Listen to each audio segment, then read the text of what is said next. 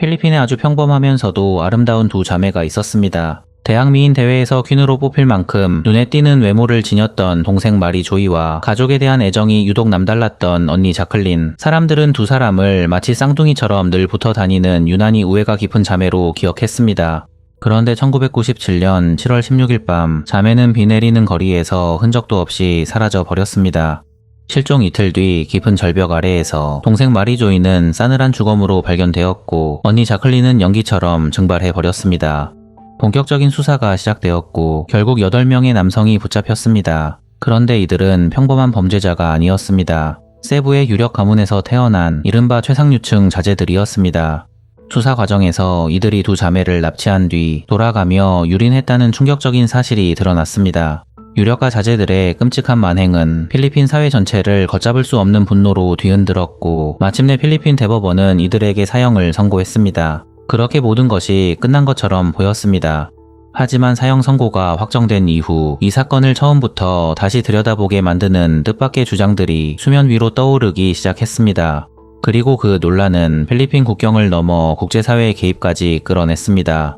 도대체 그날 밤 두 자매에게 무슨 일이 있었으며 이미 사형까지 확정된 이 끔찍한 사건의 이면에는 과연 어떤 충격적인 진실이 숨겨져 있었던 것일까? 그 답을 찾기 위해 비극이 시작된 1997년 7월의 세부로 돌아가 보겠습니다.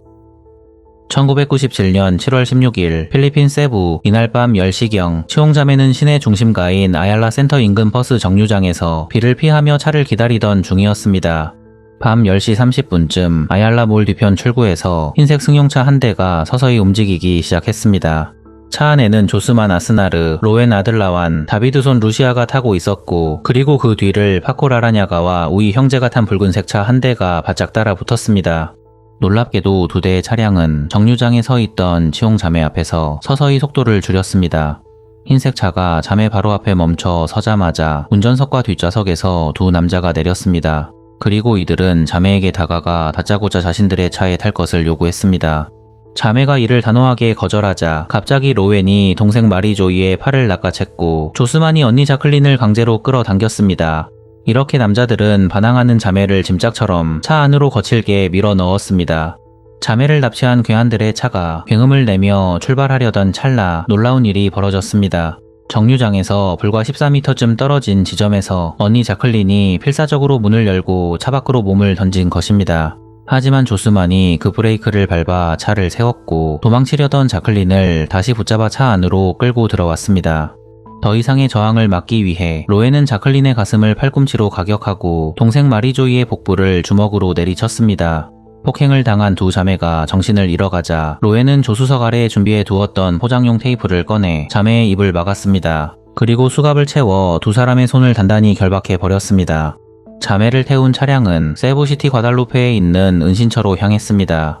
잠시 후 목적지에 도착한 이들은 정신을 잃은 마리조이와 자클린을 각각 다른 방으로 끌고 들어갔고 굳게 닫힌 방문 너머로 끔찍한 범행이 시작되었습니다.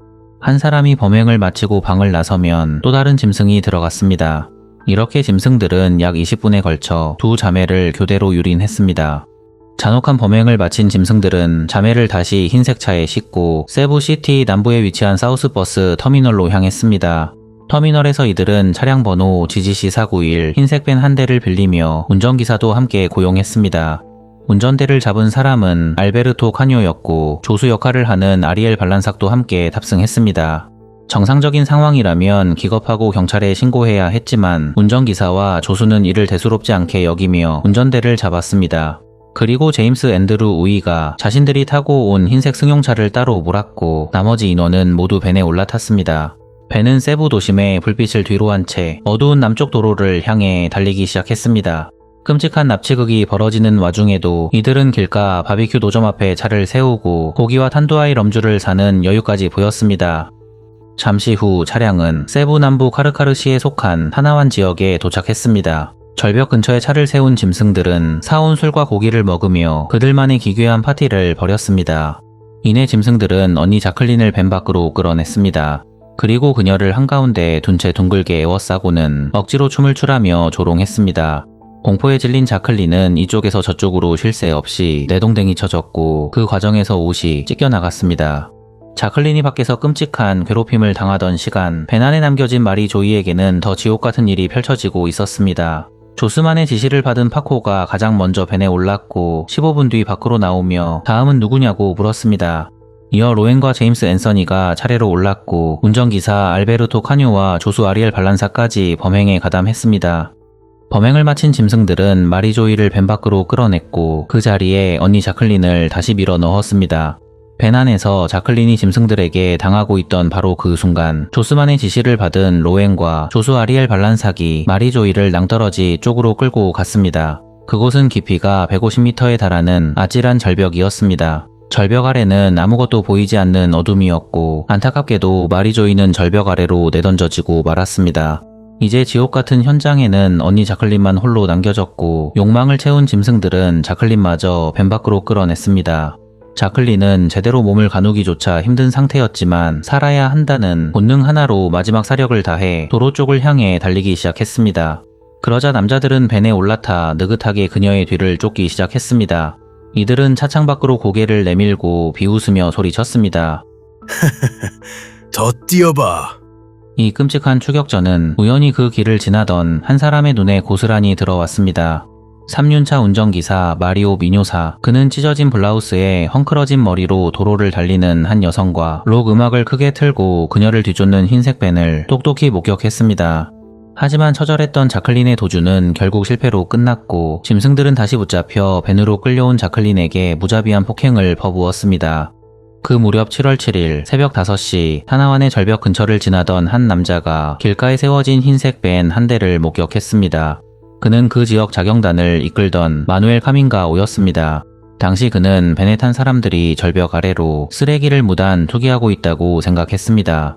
훗날 또 쓰레기를 버리러 오면 곧바로 붙잡기 위해 그는 수상한 벤의 차량 번호를 적어두었습니다.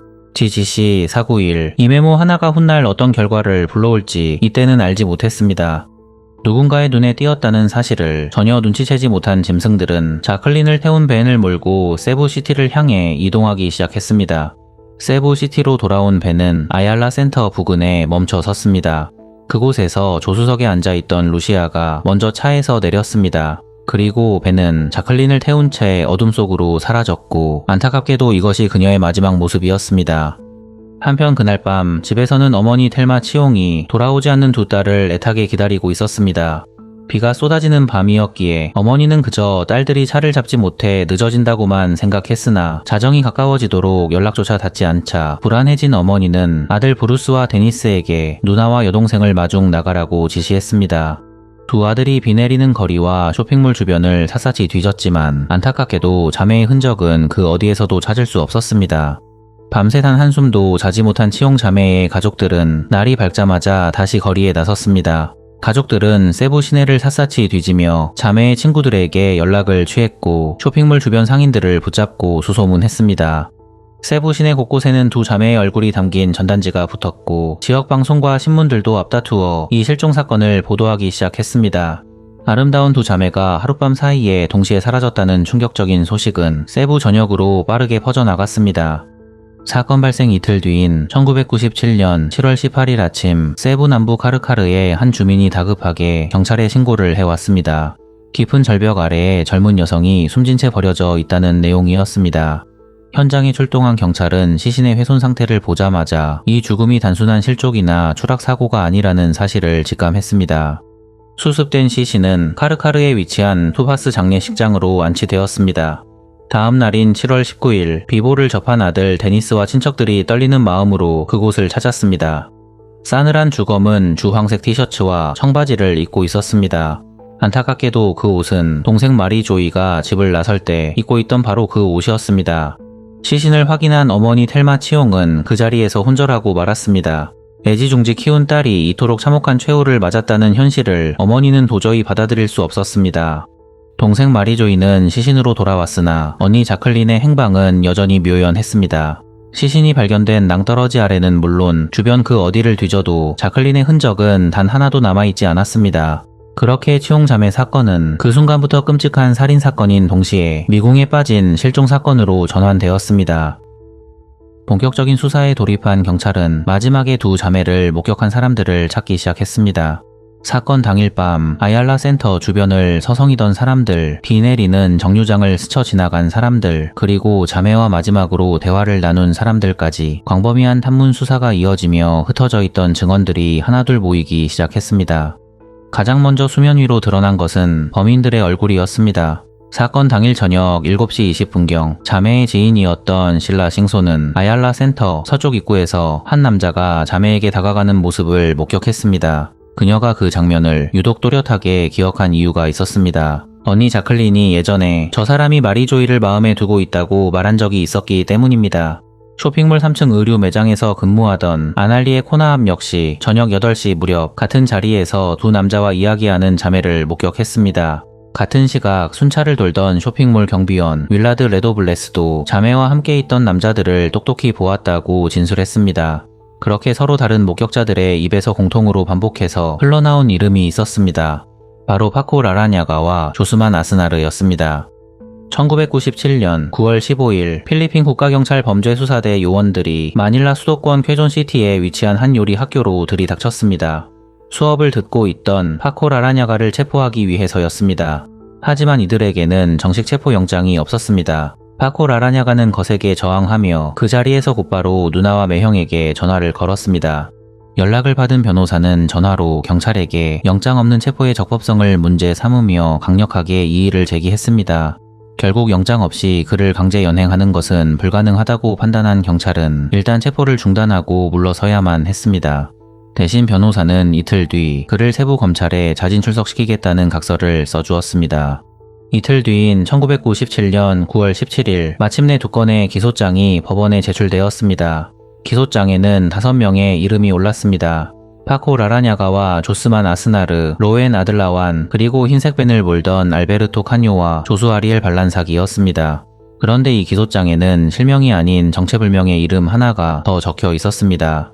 티소이 타갈로그, 검찰이 신원을 특정하지 못한 또 한 명의 공범을 별명으로만 기재해둔 것입니다. 비어있던 이 이름 하나가 훗날 사건 전체를 걷잡을 수 없이 뒤흔들게 되리라는 것을 당시에는 아무도 알지 못했습니다. 1997년 9월 19일 정식 체포영장이 발부되었고 9월 22일 파코 라라냐가는 결국 경찰에 체포되었습니다. 이어 10월 14일에는 조스만 아스나르와 로엔 아들라완 그리고 알베르토 카뇨와 아리엘 발란삭이 나란히 유무죄를 가리는 절차인 기소인부 절차를 밟았습니다. 이렇게 사건에 연루된 인물들이 하나둘 법정에 세워지고 있었습니다. 하지만 정작 그날 밤 무슨 일이 있었는지 처음부터 끝까지 속 시원하게 설명해 줄 사람은 아직 단 한 명도 나타나지 않았습니다. 사건이 답보 상태에 머무는 동안 어머니 텔마 치옹은 피가 마르는 심정으로 거리를 헤맸습니다. 세부시청과 경찰서를 매일같이 찾아가 눈물로 도움을 호소했고 방송에도 직접 나서 애타게 두 딸의 이름을 불렀습니다. 사안의 중대성을 인지한 필리핀 경찰은 물론 국가수사국 등 정부기관들이 대거 투입되어 수사에 매달렸습니다. 하지만 그 수많은 인력 투입에도 불구하고 사건의 뼈대조차 완성하지 못한 채 그렇게 무려 10달에 가까운 절망적인 시간이 속절없이 흘러버렸습니다. 해가 바뀌어 1998년 5월 8일 경찰서에 한 남자가 찾아왔습니다. 놀랍게도 그는 자신이 치옹자매 실종 사건의 범행 당사자라고 밝히며 그날 밤 두 자매에게 무슨 일이 있었는지 정확하게 알고 있다고 털어놓았습니다. 남자의 이름은 다비드손 발리엔테 루시아. 바로 참혹한 범행이 끝난 새벽 자클린을 태운 벤에서 홀로 도망치듯 먼저 내렸던 그 남자였습니다. 이 순간 수사관들은 소름 끼치는 사실 하나를 깨달았습니다. 바로 이 남자가 8달 전인 1997년 9월 기소장에 이름 대신 별명으로만 적혀있던 정체불명의 공범 티소이 타갈로그였던 것입니다. 루시아는 매일 밤 반복되는 악몽과 양심의 가책을 견딜 수 없었다고 고백하며 자신이 아는 모든 진실을 처음부터 끝까지 진술하기 시작했습니다. 그는 사건 발생 전날인 7월 15일 세부 플라자 호텔 근처에서 로엔을 만났다고 진술했습니다. 로엔은 다음날 다시 만나자며 내일 밤 아주 제대로 된 건수가 하나 있을 테니까 아얄라 몰에서 대기하라고 지시했습니다. 루시아는 그 말을 그저 동네에서 몰려다니며 노는 일 정도로만 여겼고 사건 당일 저녁 내내 쇼핑몰 주변을 어슬렁거렸습니다. 그리고 밤 10시 30분경 흰색 차에 올라탄 순간부터 끔찍한 범행을 마치고 새벽에 아얄라 센터 부근에서 혼자 내리기까지 그는 그날 밤의 모든 과정을 소름 끼치도록 정확하게 진술했습니다. 놀랍게도 그의 자백은 경찰이 확보하고도 도무지 서로 이어붙이지 못했던 단서들과 하나씩 완벽하게 맞물리기 시작했습니다. 정류장에서 자매를 목격했다는 사람들의 진술, 차에서 뛰어내려 달아나던 여성을 보았다는 증언, 밴 안에서 억눌린 듯한 여자의 울음소리를 들었다던 바비큐 노점 상인의 제보, 찢어진 블라우스 차림으로 도로를 달리던 여성과 그 뒤를 바짝 쫓던 흰색 밴을 목격한 3륜차 기사, 그리고 자경단장이 아무 생각 없이 적어두었던 번호 GGC491까지 루시아가 설명한 동선과 한치의 오차도 없이 일치했습니다. 루시아의 진술을 통해 기존 기소장에는 없었던 두 이름이 새롭게 등장했습니다. 바로 제임스 앤드루 우이와 그의 동생 제임스 앤서니 우이 형제였습니다. 드디어 8명의 악마들이 모두 법의 심판대 앞에 서게 되었습니다. 모든 진상이 언론을 통해 보도되자 세부 지역 사회는 또 한 번 발칵 뒤집혔습니다. 그날 밤의 끔찍한 진실이 마침내 드러난 것도 충격적이었지만 무엇보다 대중을 경악하게 만든 것은 따로 있었습니다. 법정에 나란히 선 피고인들, 놀랍게도 그들 중 대부분은 세부 사람이라면 이름만 들어도 고개를 끄덕일 만한 어마어마한 부와 권력을 쥔 최상류층 유력 가문의 자제들이었습니다. 가장 먼저 대중의 분노가 쏠린 인물은 사건 당시 19살이었던 파코 라라냐가였습니다. 1977년 12월 생인 그는 스페인에서 건너온 아버지 마누엘 라라냐가와 필리핀 국적의 어머니 마르가리타 오스메냐 사이에서 태어났습니다. 아버지의 혈통 덕분에 필리핀과 스페인 이중 국적을 쥐고 있었던 파코, 무엇보다 사람들을 경악하게 한 것은 어머니 쪽 집안이었습니다. 어머니 오스메냐 가문은 세부를 대표하는 최고 명문가로 파코 라라냐가는 무려 필리핀 제4대 대통령을 지낸 세르히오 오스메냐의 증손자였습니다.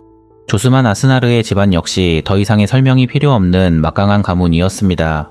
아스나르 가문은 세부의 명문 사우스 웨스턴 대학교와 사크레드 하트 병원을 통째로 소유하고 있는 거대한 재력가였습니다. 우이 형제 역시 세부에서 큰 사업을 하던 집안의 아들들이었습니다. 유력 가문의 자제들이 자신들의 돈과 권력만 믿고 무고한 소녀들을 납치해 유린한 뒤 벼랑 끝으로 던져버렸다는 끔찍한 사실이 알려지자 필리핀 전역은 걷잡을 수 없는 분노로 펄펄 끓어올랐습니다. 대중과 언론은 이 재판을 숨죽여 주시했습니다. 과연 필리핀 사법 시스템이 부와 권력 앞에 또다시 굴복할 것인지 아니면 제대로 된 정의를 실현할 것인지를 판가름하는 역사적인 시험대가 열린 것입니다. 1998년 8월 12일 세부 지방법원 제7지부에서 마틴 오캄포 판사의 주재로 필리핀 역사에 남을 길고 긴 재판에 막이 올랐습니다. 검찰 측이 내세운 가장 확실하고 강력한 무기는 단연 재발로 경찰서에 찾아와 범행을 자백했던 루시아의 증언이었습니다. 그는 법정에 서서 피고인들과 함께 있었던 그날 밤의 끔찍한 만행을 모두 진술했습니다. 이에 맞서 막강한 자금력으로 초호화 변호인단을 꾸린 피고인 측은 알리바이를 내세우며 격렬하게 무죄를 주장했습니다. 하지만 피고인들이 권력을 이용해 법망을 빠져나가려 한다는 대중의 분노는 이미 극단에 달해 있었고 마틴 오캄포 판사 역시 피고인들의 알리바이보다는 검찰 측과 루시아의 구체적인 증언에 더 큰 신뢰를 보였습니다. 핵심 증인 루시아에 대한 피고인 측의 거센 반대 신문이 3일에 걸쳐 이어지던 중이었습니다. 그런데 1998년 8월 20일 재판부가 돌연 신문을 잠정 종료시켰습니다. 누군가 증인을 매수하려는 은밀한 시도가 있었다는 보고가 재판부에 들어온 데다 극도의 압박을 받은 루시아의 건강 상태가 급격히 악화했다는 것이 그 이유였습니다. 그러자 피고인 측 변호인단은 노골적으로 재판부를 비난하며 마틴 오캄포 판사에 대한 기피 신청을 냈습니다. 판사가 이를 단호하게 기각하자 분노한 호화 변호인단은 전원 사임이라는 초강수를 두며 더 이상 이 불공정한 법정에 출석하지 않겠다고 선언하며 법정을 나가버렸습니다. 재판부는 사법부를 기만한 변호사들에게 즉각 법정 모독죄를 적용했고 재판을 보이콧한 6명의 호화 변호인단이 한꺼번에 구치소에 구금되는 초유의 사태가 벌어졌습니다. 그리고 재판부는 이들을 대신하여 국가가 지정하는 국선 변호인단에게 피고인 전원의 변호를 강제로 맡겨버렸습니다. 드디어 1999년 5월 5일 온 필리핀이 숨죽여 지켜보는 가운데 1심 판결이 내려졌습니다. 마틴 오캄포 판사는 피고인 7명에게 유죄를 선고했습니다. 적용된 죄명은 2건의 납치 및 중대 불법 감금, 형량은 각 건마다 종신형을 병과하여 1인당 각각 2번의 종신형이 내려졌습니다. 여기에 피해자 유족에 대한 막대한 배상금 지급 명령이 더해졌습니다. 1심 재판부가 인정한 죄는 자매를 강제로 붙잡아 가둔 것까지였고 성폭행과 살인은 판결문에서 빠졌습니다. 치용 가족은 이 결과를 도저히 받아들일 수 없었고 징역형이 무겁다고 여긴 피고인들 역시 반발했습니다. 결국 양측 모두 불복하면서 치용자매 사건은 대법원으로 올라가게 되었습니다. 그런데 놀랍게도 5개월 뒤인 1999년 10월 7일 이 사건의 1심 재판을 이끌었던 마틴 오캄포 판사가 세부 인근 막탄섬의 한 호텔 객실에서 싸늘한 주검으로 발견되었습니다.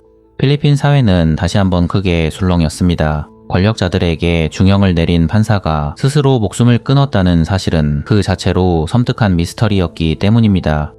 이듬해인 2000년 1월 당국은 오캄포 판사가 스스로 목숨을 끊었다고 결론 내렸고 이 죽음이 치용자매 사건과 직접적으로 연관되어 있다는 증거는 끝내 발견되지 않았습니다. 하지만 필리핀 대중들 사이에서는 앙심을 품은 금수저 가문의 부모들이 자식들의 앞길을 막은 판사에게 피해 보복을 가한 것이라는 흉흉한 소문이 끊이지 않았습니다.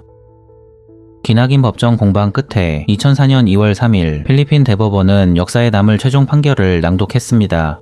대법원은 살인죄를 인정하지 않았던 1심 재판부의 판결을 뒤집고 범행 당시 미성년자였던 제임스 앤서 뉴이를 제외한 6명 전원에게 독극물 주사에 의한 사형을 선고했습니다. 피고인 측은 거세게 반발하며 즉각 재심을 청구했으나 2005년 7월 21일 대법원은 이를 단호하게 기각했습니다. 사건 발생 8년 만에 마침내 사형 판결이 확정된 것입니다. 이제야 어머니 텔마 치용과 유가족들은 비로소 참았던 눈물을 닦아냈고 필리핀 국민들은 마침내 정의가 실현되었다며 뜨겁게 환호했습니다. 모두가 사형 선고를 환영하며 사건이 완벽하게 끝났다고 믿었던 그때 이 사건을 원점에서 다시 바라보게 만드는 충격적인 진실들이 수면 위로 떠오르기 시작했습니다. 그 중심에는 가장 논란이 된 피고인 파코 라라냐가가 있었습니다. 그는 체포된 순간부터 사형을 선고받을 때까지 단 한 번도 자신의 무죄 주장을 굽히지 않았습니다. 저는 그날 밤 세부에 있지도 않았습니다. 그는 사건이 벌어진 1997년 7월 16일 당일 세부에서 무려 560km나 떨어진 마닐라 쾌존 시티에 있었다고 주장했습니다. 그는 이날 오전 8시부터 11시 30분까지 응용수학 수업에 출석해 있었고 오후 1시 30분부터 3시 30분까지는 학교 관계자의 감독 아래 중간고사를 치렀습니다. 밤 10시 무렵에는 카티푸난 에비뉴의 한 레스토랑에서 친구들과 파티를 즐겼고 10시 15분에는 자신이 머물던 쾌존시티의 콘도미니엄 방명록에 직접 서명을 남겼습니다. 그리고 다음날 오전 8시에는 다시 학교로 나와 두 번째 중간고사를 치렀습니다. 그렇다면 그가 어떻게 마닐라에서 시험을 치르고 친구들과 파티를 즐기던 바로 그 시간에 560km 박세부의 쇼핑몰 앞에서 두 자매를 납치할 수 있었던 것일까? 혹시 전용기나 비행기를 타고 몰래 세부를 다녀온 것은 아니었을까? 이 의혹을 풀기 위해 마닐라와 세부를 오가는 4개 항공사가 직접 법정에 자료를 제출했습니다. 놀랍게도 7월 15일부터 17일 정오까지의 탑승자 명단 어디에도 파코의 이름은 없었습니다. 그가 세부행 비행기에 오른 것은 범행이 다 끝나고 난 다음 날인 7월 17일 오후 5시 필리핀 항공 여객기가 유일했습니다. 동급생과 교사, 친구, 경비원까지 파코가 그날 쾌존시티에 있었다고 법정에서 증언한 사람은 15명이었습니다. 그런데 같은 시각 세부에서 그를 보았다는 사람들이 있었습니다. 저녁 7시 20분 아얄라 센터 앞에서 실라 싱손이 8시 무렵 의류 매장 직원과 쇼핑몰 경비원이 그를 보았다고 증언했습니다. 한쪽은 그가 마닐라에 있었다고 말했고 다른 한쪽은 그가 세부에 있었다고 말했습니다. 그러나 양측의 주장을 모두 검토한 재판부는 그날 밤 파코가 세부에 있었다고 결론 내렸습니다. 알리바이 공방이 검찰의 승리로 끝이 나려던 찰나 재판장을 발칵 뒤집어 놓은 충격적인 사실이 폭로됩니다. 7명의 운명을 결정지었던 검찰 측의 결정적 무기, 핵심 증인 루시아의 민낯이 드러난 것입니다. 당초 면책 특권을 전제로 증인석에 섰던 루시아는 자신은 평생 단 한 번도 범죄를 저지른 적 없는 선량한 시민이라고 눈물로 호소했습니다. 그러나 파코 측 변호사가 끈질기게 그의 뒤를 캔 결과 루시아는 미국에서 절도 및 문서 위조 혐의로 2번이나 실형을 선고받고 교도소에 수감되었던 전과자이자 갱단 조직원이었습니다. 법정에서 피고인 측 변호사가 미국 교도소 복역 기록을 들이밀며 위증을 맹렬하게 추궁하자 궁지에 몰린 루시아는 그 자리에서 픽 쓰러져 기절해 버렸습니다. 이런 상황에서 사형이 선고되자 사건은 필리핀을 넘어 국제적 인권 문제로 비화되었습니다. 국제적인 공정재판 인권단체인 페어 트라이얼스 인터내셔널을 비롯해 국제 엠네스티, 스페인 정부 그리고 유럽연합까지 나서서 이 재판의 공정성에 심각한 의문을 제기하며 들고 일어났습니다. 특히 사형수가 된 파코가 스페인 이중국적자였기에 스페인 마드리드와 바르셀로나 변호사 협회까지 직접 나서 필리핀 대법원에 의견서를 제출했습니다. 급기야 이 사건은 유엔 인권위원회로까지 회부되었습니다. 2006년 7월 24일 유엔 인권위원회는 공식 문서를 통해 이 사건에 대한 견해를 발표했습니다. 유엔이 지적한 핵심은 사형이라는 돌이킬 수 없는 형벌이 내려지는 과정에서 피고인이 마땅히 보장받아야 할 공정한 재판을 받을 권리가 철저히 유린되었다는 점이었습니다. 위원회는 피고인이 자신을 방어할 시간과 시설을 충분히 제공받지 못했고 핵심 증인인 루시아에 대한 반대 신문권을 부당하게 박탈당했으며 무죄 추정의 원칙조차 지켜지지 않아 시민적 및 정치적 권리에 관한 국제규약 제14조를 위반했다고 결론 내렸습니다. 이에 따라 위원회는 필리핀 정부에 효과적인 구제를 요구했습니다. 구체적으로는 사형의 감형과 조기 가석방 심사를 적극적으로 검토하라는 내용이었습니다. 그런데 유엔의 견해가 나온 그해 필리핀 국내에서는 이미 아주 거대한 변화가 진행되고 있었습니다.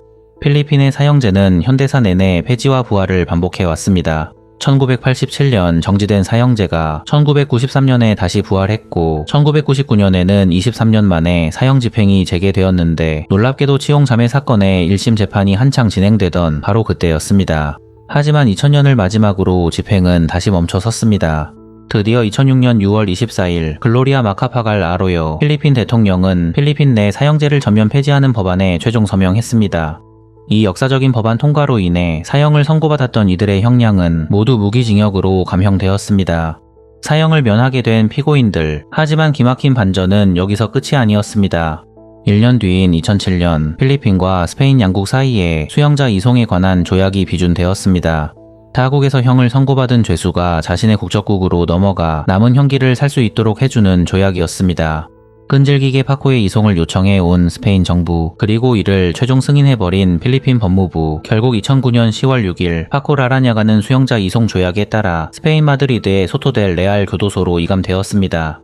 이송 당시 스페인 정부는 파코의 형량은 필리핀에서 선고받은 그대로 유지될 것이라고 공언했습니다. 하지만 여기에는 치명적인 함정이 있었습니다. 파코가 스페인으로 넘어가던 2009년 당시 스페인 형법에는 종신형이나 무기징역이라는 제도 자체가 존재하지 않았습니다. 흉악범에 대한 여론이 악화되면서 스페인의 무기징역이 다시 부활한 것은 그로부터 6년 뒤인 2015년의 일이었습니다.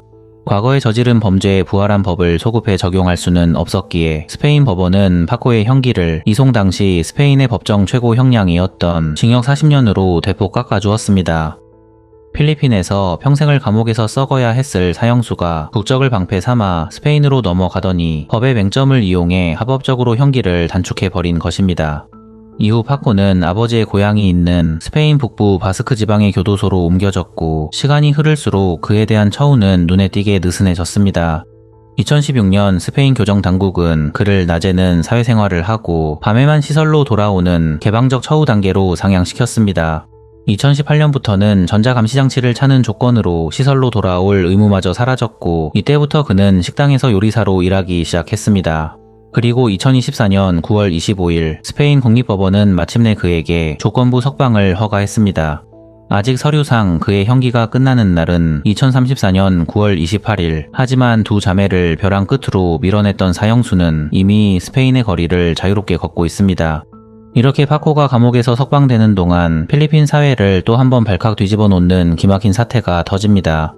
2019년 9월 필리핀 교정국이 이른바 모범수 감형법을 근거로 감옥에 있던 조스만 아스나르, 아리엘 발란삭, 알베르토 칸요, 그리고 제임스 앤서니 우이를 비밀리에 석방해 버린 것입니다. 이 소식을 접한 어머니 텔마 치옹은 분노의 찬목소리로 당국을 비난했고 여론도 걷잡을 수 없는 폭동 수준으로 들끓었습니다. 사태의 심각성을 인지한 두테르테 대통령은 석방을 몰래 승인한 교정국장을 해임해버렸습니다. 정부의 강경한 체포 위협과 살기 어린 국민적 분노에 직면한 4명의 짐승들은 차례로 경찰에 자수했고 다시 차가운 감옥으로 끌려가야만 했습니다. 이 사건을 둘러싼 논쟁은 이미 오래전부터 이어지고 있었습니다. 2011년 파코 라라냐가의 시선에서 사건을 추적한 다큐멘터리 기브 업 투모로우가 공개됐습니다. 그런데 7년 뒤인 2018년 이번에는 치옹 가족의 시선에서 만든 영화 제클린 컴즈 홈이 등장합니다. 같은 사건을 다룬 두 작품은 정반대의 결론을 향해 뻗어가고 있었습니다. 한쪽에는 두 딸을 잃고도 시신조차 모두 돌려받지 못한 가족이 있었고, 다른 한쪽에는 짓지도 않은 범죄로 인생을 빼앗겼다고 주장하는 피고인들이 있었습니다. 하지만 두 편의 영화가 무엇을 말하든 두 자매는 집으로 돌아오지 못했습니다. 지켜주지 못한 치홍 자매는 그날 이후 필리핀 사람들의 가슴에 영원한 국민 자매로 남았습니다.